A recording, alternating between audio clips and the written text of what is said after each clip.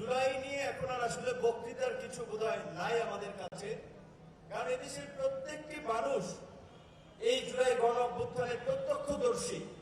তারা দেখেছে এই জুলাইয়ে কিভাবে ফ্যাসিবাদের বিরুদ্ধে রাজনৈতিক নেতৃবৃন্দ থেকে শুরু করে সাধারণ মানুষ, ওই ফুটপাতের হকার থেকে শুরু করে সর্বস্তরের মানুষ প্রতিরোধ গড়ে তুলেছিল।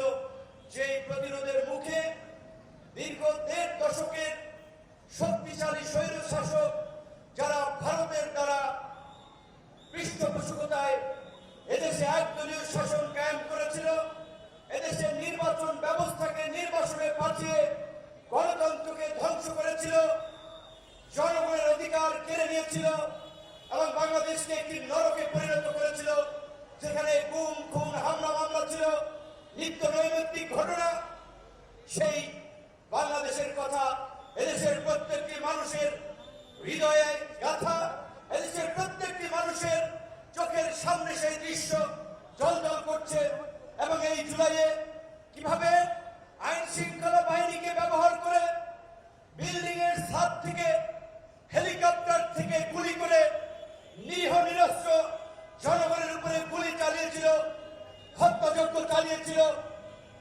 এমনকি এই গুলিবিদ্ধ আহত মানুষ যেন চিকিৎসা না নিতে পারে, হসপিটালগুলোতেও ফ্যাসিবাদের দোসরেরা কিভাবে পৈশাচিক আচরণ করেছিল সেই কথা দেশের মানুষ জানে।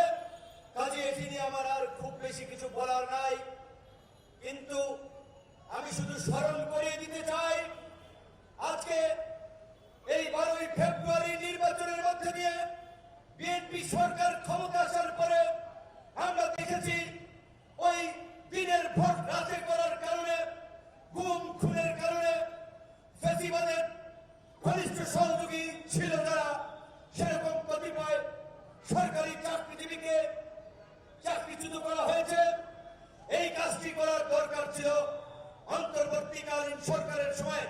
2016 সালে তুরস্কের প্রেসিডেন্ট রিসেপ তাইয়েপ এরদোগানকে যখন ক্ষমতাচ্যুত করার জন্য সেখানে একটি ব্যর্থ কু করার চেষ্টা করেছিল, এরদোগানের একটি ভিডিও বার্তায় এরদোগানের কর্মী সমর্থক থেকে শুরু করে টার্কির জনগণ এই ষড়যন্ত্র রুখে দিয়েছিল এবং এরদোগান ওই ঘটনায় জড়িত থাকার অভিযোগে প্রায় 1 লক্ষ লোককে চাকরিচ্যুত করেছিল।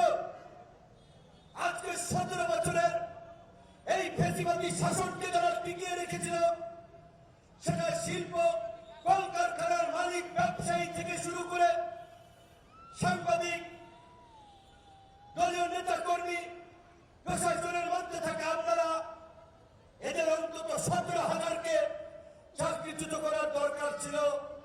কিন্তু অন্তর্বর্তীকালীন সরকার সেই কাজটি করে যেতে পারেন নাই কিংবা করে নাই, কারণ গণ অভ্যুত্থান পরবর্তী যে সর্বদলীয় সরকার হওয়ার একটি কথা ছিল বা যেটা হওয়ার কাম্য ছিল, সেটা অন্তর্বর্তীকালীন সরকার পারে নাই।